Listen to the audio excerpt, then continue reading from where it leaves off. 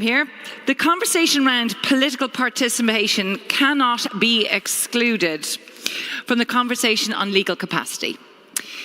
In your experience of being a member of the Convention on the Rights of Persons with Disabilities Committee, what do you think are still some of the challenges and some of the opportunities that you see in the eradication of legacy of discriminatory laws and advancing the civil, political rights of persons with disability? And that's not just even professionally, but personally. We love, give us your heart, head and heart. Thanks, Caroline. Hello again, everyone. I would like to speak from my experience as a CRPD committee member, and also from my experience working on the ground with organizations of persons with disabilities, governments and other stakeholders. Indeed, the lack of recognition of the legal capacity of persons with disabilities, it's a huge barrier. It's one of the main concerns of the CRPD committee. Next year, in 2026, the convention will mark 20 years since its adoption. However, the recommendations of the CRPD committee continue point out the necessity of harmonize the legislation under the Article 12 regarding legal capacity of persons with disabilities. Without the recognition of legal capacity of persons with disabilities, the exercise of political, economic, and social and civil rights is impossible. Absolutely. It's greatly limited. So we have to change the legislation to ensure the effective and full participation of persons with disabilities in all of aspects of their life. I would like to highlight that this legal or juridical, let's say, barrier is another barrier that is added. The other barrier, physical, communication, attitudinal barriers. We have been discussing about these barriers during the Global Disability Summit, but we also should think on this way the legal capacity, the lack of recognition of legal capacity of persons with disabilities is another huge barrier. We can we can try to break down the other barriers, the three dimensions of these barriers, physical, communication, and attitudinal barriers. But if we have not legal recognition of the capacity, of the legal capacity of persons with disabilities, we be limited in our participation, public and political participation.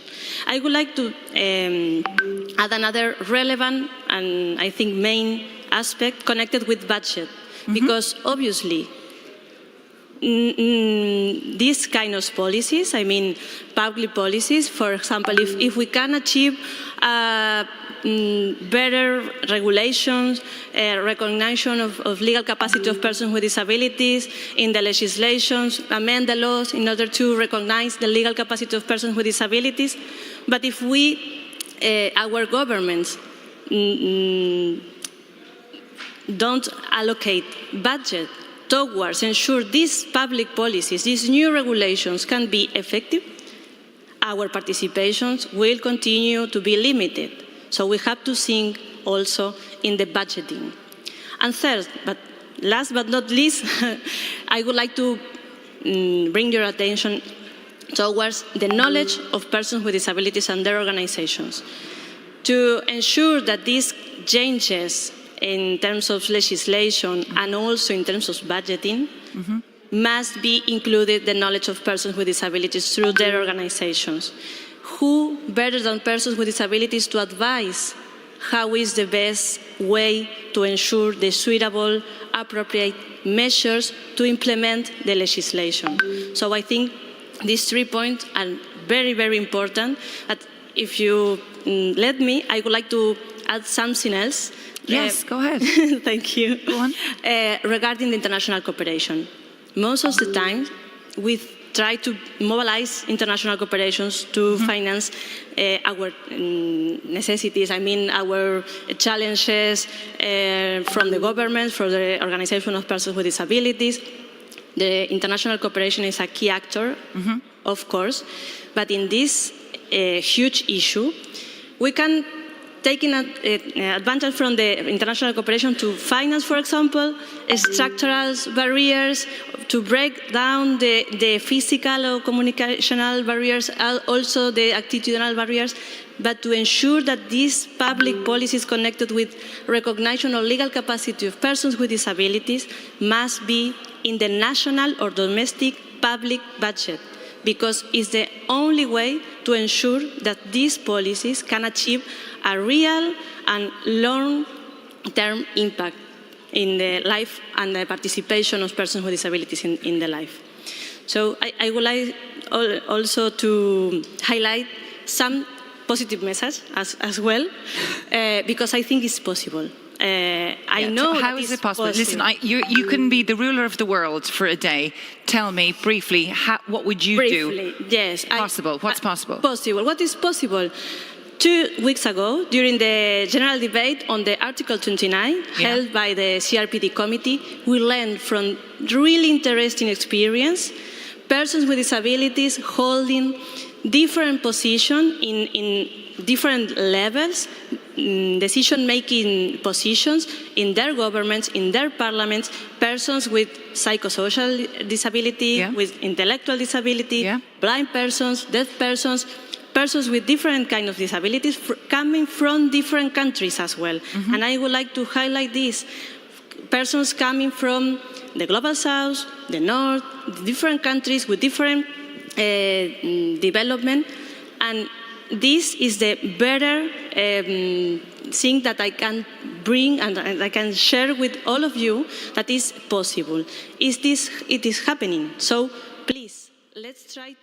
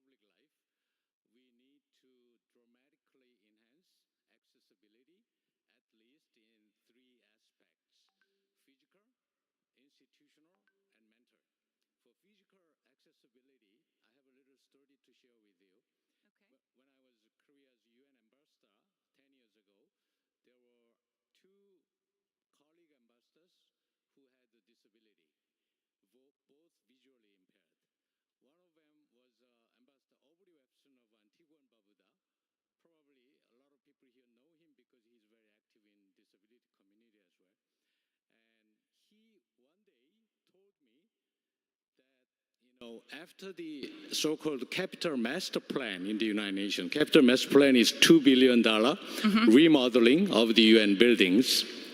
And after that, he realized that in the conference room, they have, every delegate has 3 buttons in front of him or her, and, indicating support, opposition, or abstain. But there was no Braille sign attached to it. So every time he was voting, he had to ask his neighbor to, find which is which.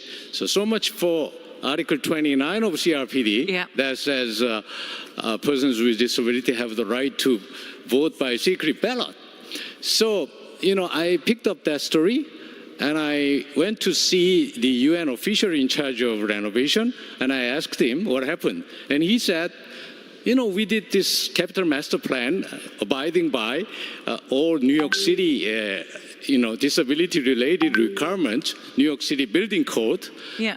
But New York City Building Code doesn't say about it. So I said, come on, we are talking about UN building. This building is for conference, not New York City Building Code. It doesn't matter. But he said, what can I do? If you guys, ambassadors, pass a resolution and give us budget, we can fix it. So I initiated a General Assembly resolution to make the United Nations itself more disability friendly.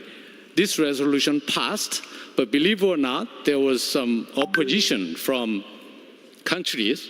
Actually, Right, so mostly. Did you say there was some opposition? Opposition for making the building from accessible. Member states.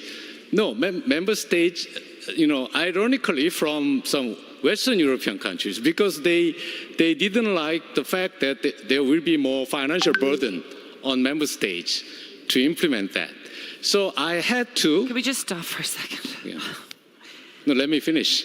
So I had to. I just, honestly, thank you. Can I just say thank you for telling this? But it's just, that is so unbelievable in this day and age. It is unbelievable from today's perspective. But anyway, so I had to include this short phrase saying within existing resources, without further financial burden.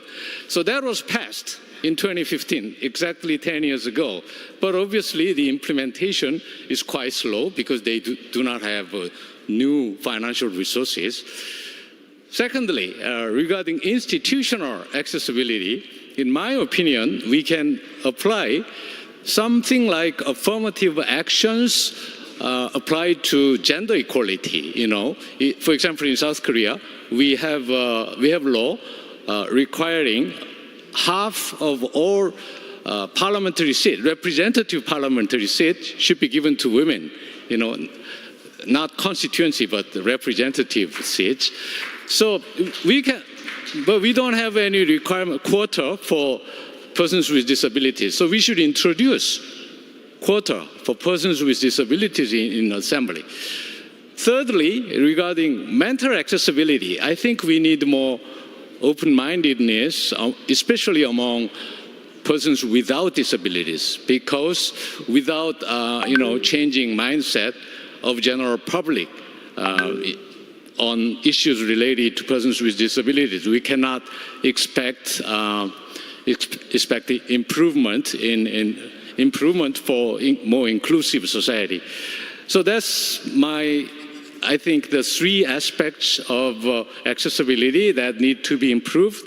And finally, the COICA, which I'm representing now, COICA is running a program to support parliaments in Kyrgyz Republic and Uzbekistan, both of which is about digitalization of parliament work, so that parliamentarians with disabilities will have more access to data, and it's easier for them to understand the electronic voting system. Thank you. Thank you. Thank you so much, Professor. I'm going to come back to you, Kirsten, because I think there's something I'd love to hear in response to what the professor was speaking to. Okay. There's many things I'd love to discuss if we had more time. Hilda, I want to talk to you. I'm going to come to you now, if that's okay. How does civic engagement look like for persons with disability at a local level, from your experience at your local level? Can you speak to the experience of the Association of Persons with Albinism, of which I am one, and how the engagement of organisations of persons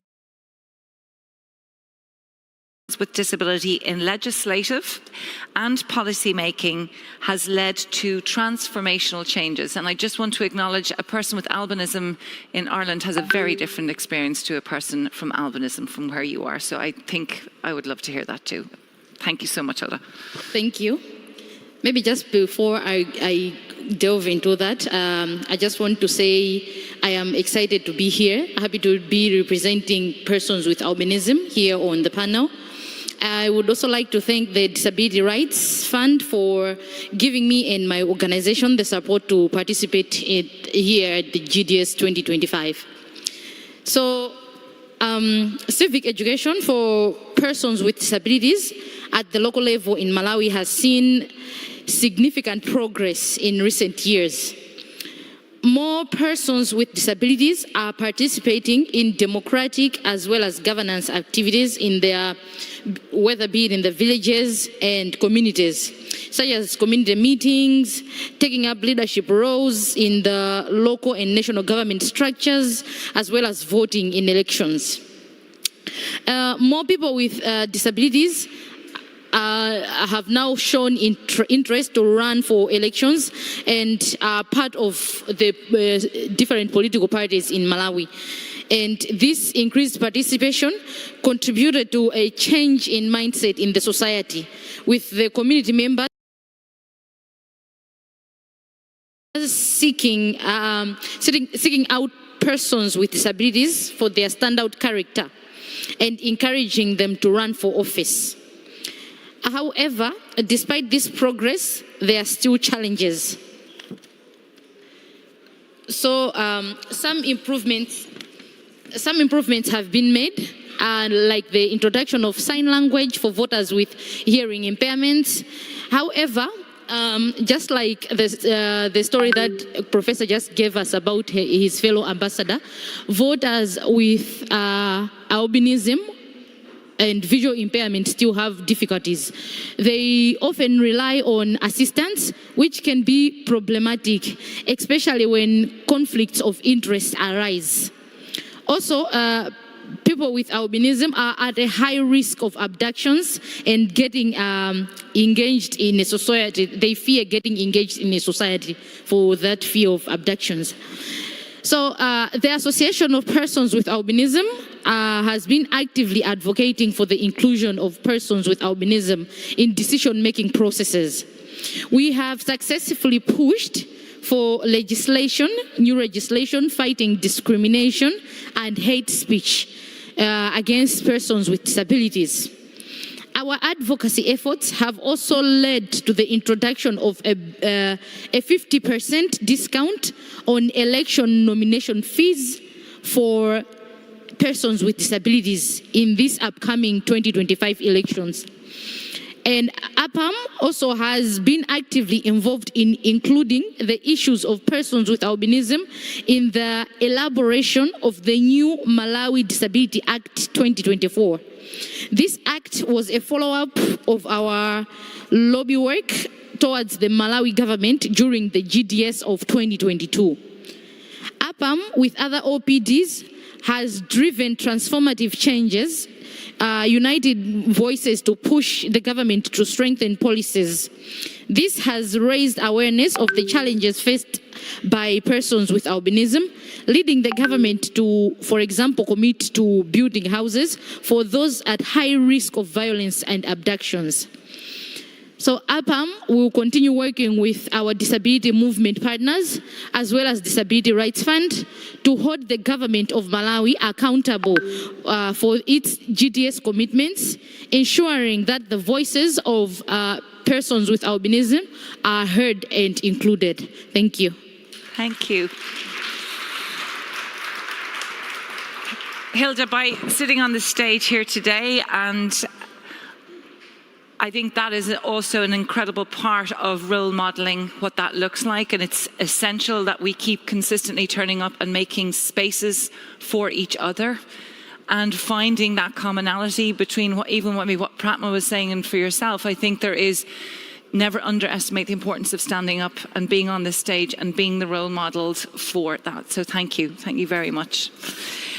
Sebastian, last but not least, and we're doing brilliantly on time, so we're going to be able to get some questions. See, this is what this looks like. Brilliant. Sebastian, I believe, are you happy to speak in English? I know French. Honestly, which would you prefer? You're good to do that. So we would love to have, can you share with us any good practice examples from your country And what do you take home from examples shared from different countries today, which is something I kind of want to find out. What are we taking back with us? But for you, can you just give us a sense of what's happening in your country? In France, the so-called country of human rights, ableism is the first discrimination. And the same so-called country of human rights has been condemned by the United Nations for its failure to respect the CRPD. In the so-called country of human rights, where 16% of the population is disabled, only 0.03% of elected officials are disabled. So 0.03% okay. of elected officials are disabled. We had to wait until 2022 to see the first wheelchair user elected as a member of parliament. In the National Assembly, my arrival as a person in a wheelchair forced the parliament to improve quickly the building's accessibility. But despite this accommodation, there are still institutional barriers to fully exercising the role of a member of parliament. As an example, just a few weeks ago, we amended our parliament's internal regulation to abolish the stupid 10-seat voting system, which excludes wheelchair users. For voting, we have to get up, and it's so stupid.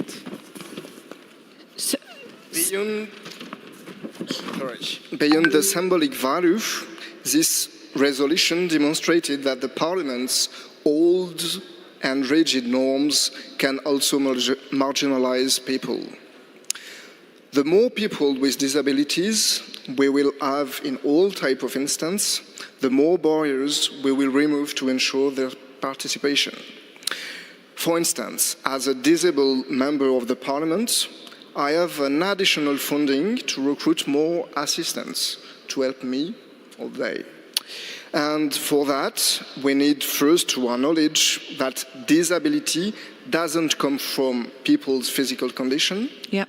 It comes from the environment's failure to adapt to each person's situation. Making sure that political seats can be more representative of the population in all its diversity depends deeply on the ability to stand for an election as a candidate.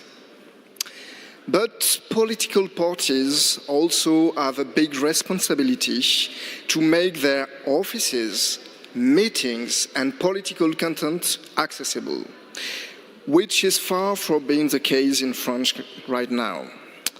Even more importantly, we need to address the systematic obstacles that face disabled people on a daily basis. How can we vote or can we attend meetings if public transport is not accessible? No. How can we run as a candidate if political parties still uphold prejudices toward us? Should we not consider establishing a quota system if disabled people representation doesn't improve fast enough? Mm-hmm. Many political parties still consider us as non-productive enough or not representative enough candidates.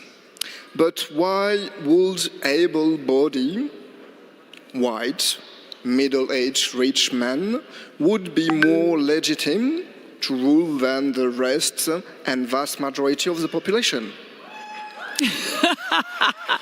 I mean, this is the activist panel for sure. And why, when we have disabled political leaders, people tend to reduce them to disability issues? So, to conclude, as we keep claiming since the beginning of the summit, nothing about us without us. And whether in the parliament or in local council, no more seats without disabled people. Well, can I just tell you, I think that was even more powerful being translated from French into English, so I just want to thank you for that. Merci. And I also think, it was Yasmin Laroche in Canada who took nothing about us without us to nothing without us. And I often think it's even stronger in this room to say, without us, nothing. Nothing at all. And I do believe if somebody can tell me, can anybody see that time clock? Because I don't know how, can somebody read it for me? Kirsten, could you read the time clock for me? 12:10. Oh, we did good. Thank you so much. Now, before I go to the floor, Rebecca, you're somewhere out there or somebody's out there. If there's any questions on the app, because I really wanted to try to see if anybody wanted to have a question to our group. But do any of you want to respond to, because there's so many things that just came up in that. So just wave your hand if you'd like to respond to any one of each other's comments. Is there anybody here who would like to? Anata, I can see you. If you'd like a mic, it's just here beside you. Patna, would you like to go for it? Come on, use your voice. This is your time. So in this GDS, we have a call to action for the political participation and also the inclusion of indigenous persons with disabilities.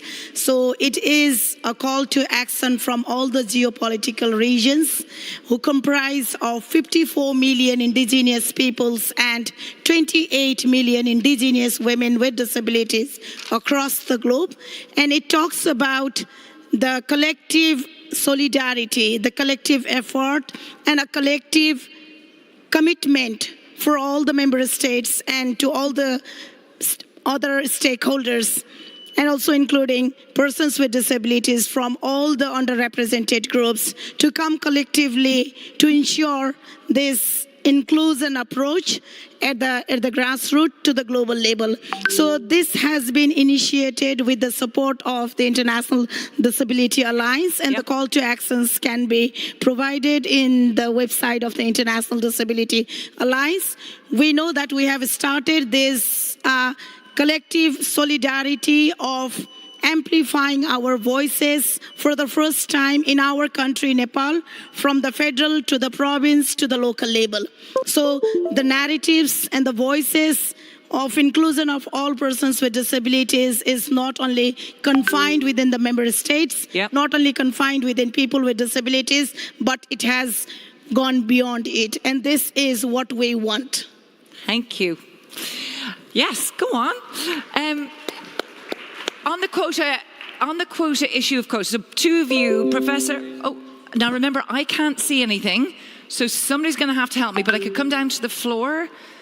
Do I have anybody to help me from our wonderful team? Yes. Okay, all right. Well, okay, I'm just going to go wild with this one. Okay. Oh, there you are. Sorry, I couldn't see you. Can you help me out? Yes, definitely. Brilliant. No, it's okay, Kirsten. Thank you. You helped me.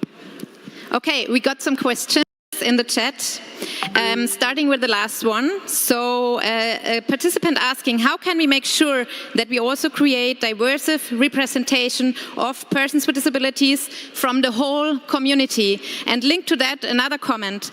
The most marginalized people with disabilities are the ones with intellectual and development disabilities. I would like to hear them. Where are their voices? Where are they? This is more a comment, I guess, and then we have two concrete questions. Okay, whoa. We're not just going to read the questions. We actually want an answer. Hold on. So thank you. So that actually brings in, thank you so much. So quickly, the issue of representation. So you brought, both of you, Professor and Sebastian, brought up quotas. Kirsten, I'd love to hear. Does anybody want to say, how do we actually increase the representation? Any one of you would like to respond?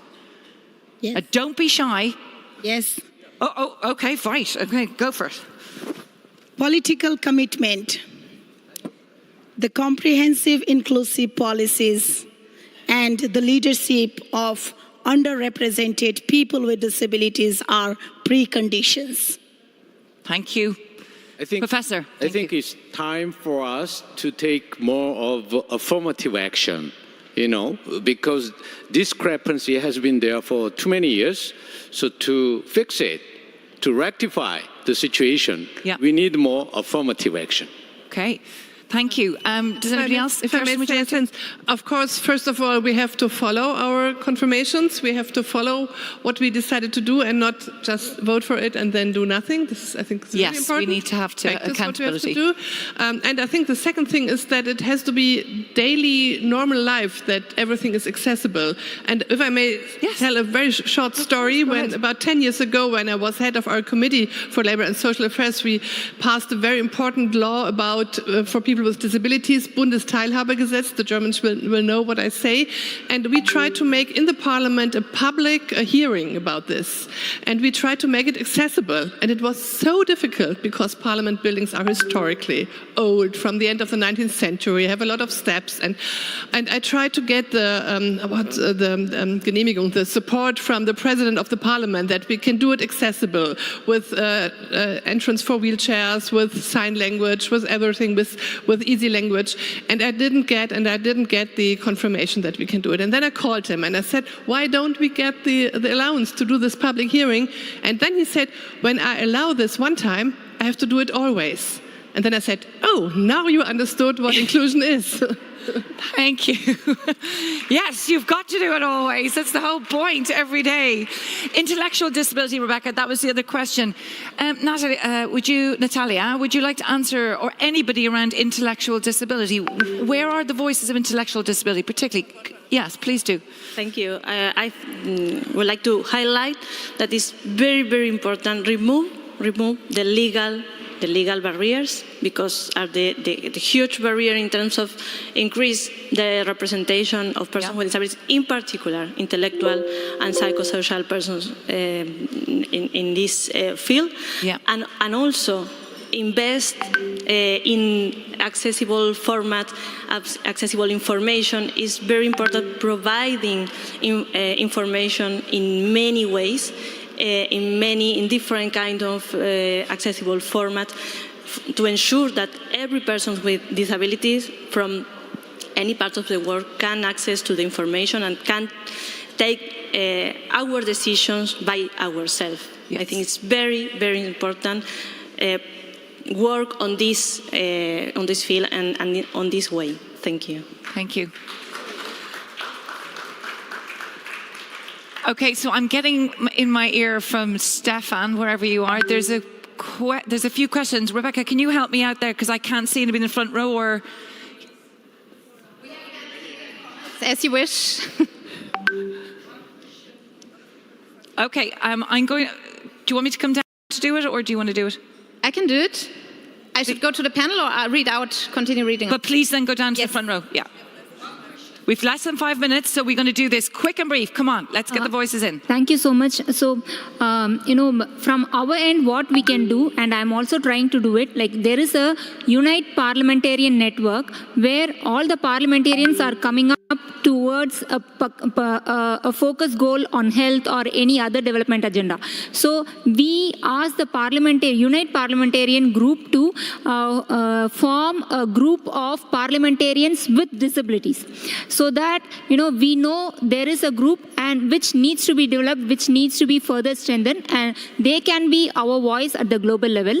And also we can have more parliamentarians at all the countries through their efforts also. So that is a suggestion that I would like to give. Yesterday I met with the Commonwealth Parliamentarian Network coordinator as well, and she also agreed to this idea. So we should come up with this strong network, which will be our hand in the Parliamentarians Network. Thank you. Thank you. Thank you so much.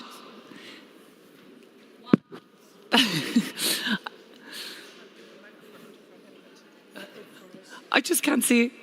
God, it's so hard because we are actually having a conversation, so it's important. So please, we only have a few minutes left. So yes, I have a quick one.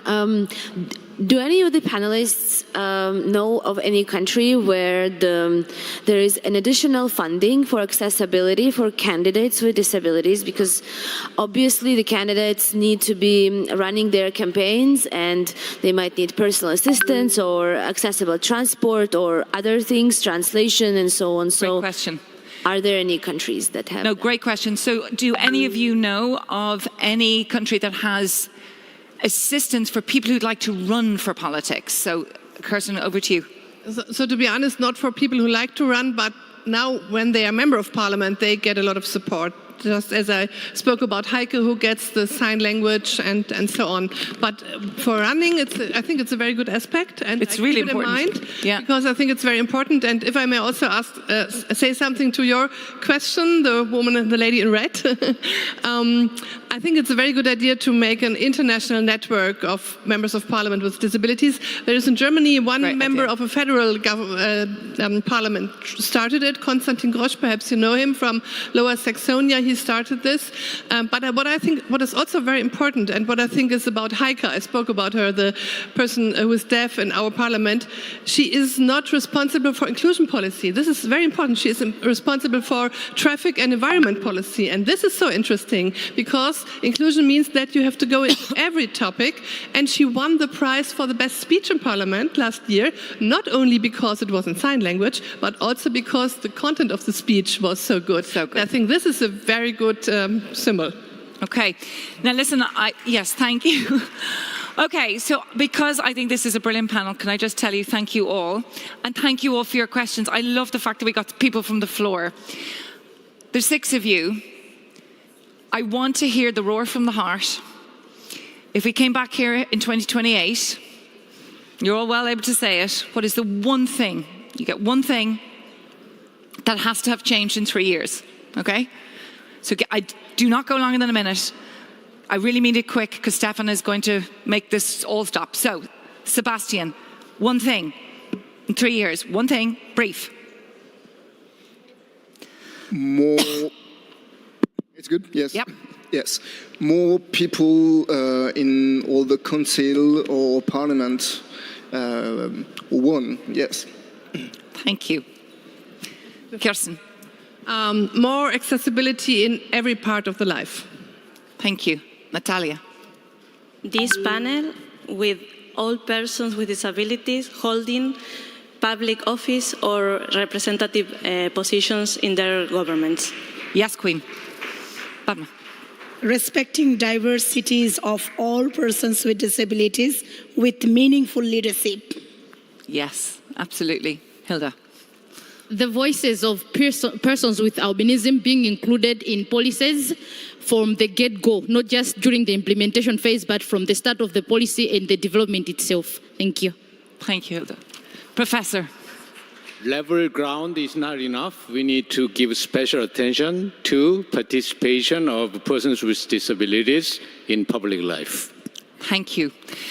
If you do me a favor, can we all come to the front of the stage here, because we're just coming to the end. I just want to acknowledge our colleagues at the front who did not get a chance to have their questions heard. This is simply because we've run out of time. We are here as a panel to speak with. The next session is in room 1.2, but I absolutely want to say this panel was a genuine pleasure for the way we all helped each other out to get questions out into the audience. I want to thank this incredible group, and somebody take a photograph of this panel. It was so brilliant.